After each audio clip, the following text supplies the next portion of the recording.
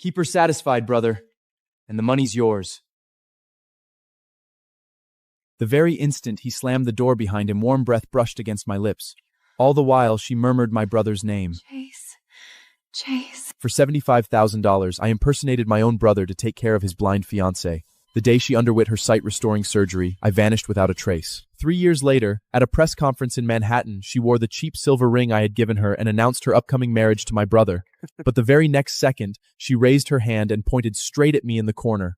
But my real fiancé is him.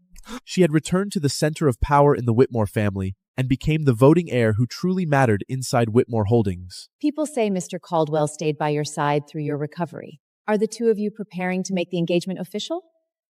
Charlotte Whitmore's mouth curved faintly. When she lifted her hand, the lights caught the ring on her finger. Yes, he and I will be engaged soon. But her gaze drifted, almost carelessly, toward me in the corner of the room. Before the interview began, the room had already been buzzing.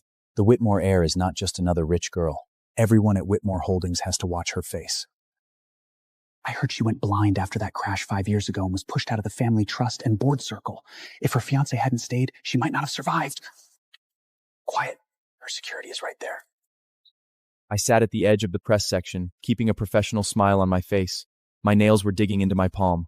Then Marcus Reed, the senior producer assigned to supervise me, turned his head. "Ethan, grab me a water." I stood and walked to the water station by the side doors. At that exact moment, the doors opened. A woman stepped inside. My mind went blank. 3 years had changed Charlotte Whitmore almost beyond recognition. The girl I remembered had been so thin she looked breakable. The woman under the flash builds now stood straight-backed in a black suit, composed down to the line of her jaw. Excuse me. Her voice was cool. Her eyes swept over my press badge as if I were any other staffer in the room.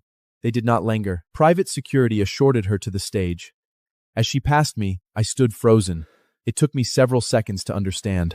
The 2 years I had spent by her side were the lowest years of her life. The Whitmores had pushed her out of power, and after the crash, she had not been able to see at all. Of course, she did not know what I really looked like. Maybe that was better. By the time I carried the water back to the press section, the interview had begun. Charlotte sat upstage, calmly facing the room. She was answering questions about new projects, the board, and the future of Whitmore Holdings. Then the side door by the stage opened. Chase Caldwell walked in with an easy smile. "Sorry, Charlotte. The streaming set ran late. I got held up." He straightened his suit and took the seat beside her. The room fell quiet for one beat, then lit up with a charged, intimate kind of excitement. Charlotte did not answer Chase. She only nodded with a soft smile, her fingertips brushing lightly over the surface of the silver ring. Her gaze swept across the audience below, casually yet deliberately. It lingered on me in the corner. It lasted only a few seconds before she looked away.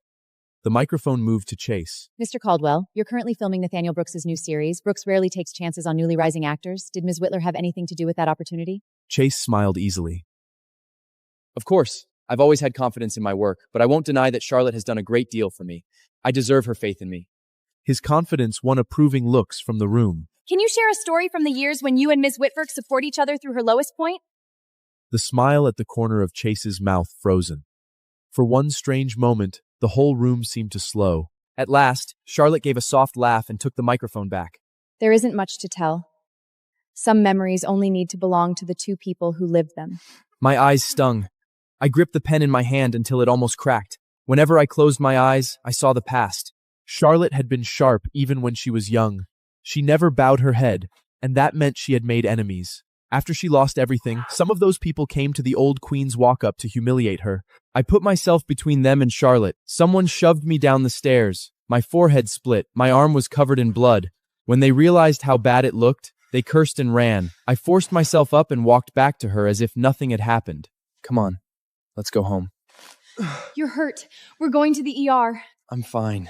I can smell blood. Her voice rose. Tears rolled out of those unfocused eyes, but the name she called was my brother's.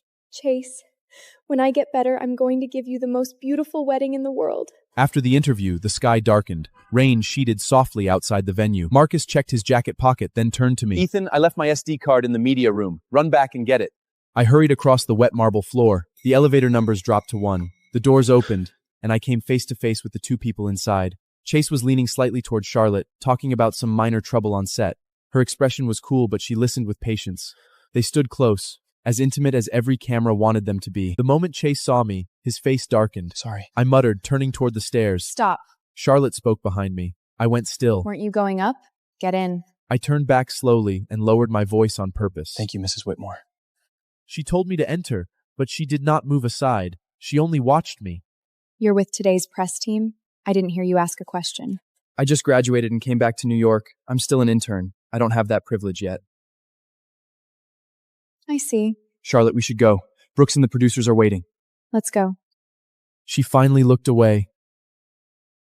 The elevator doors closed and carried me up alone. I watched the numbers rise and thought of the past. After my parents divorced, Michael Parker remarried into the Caldwell family. He took Chase with him.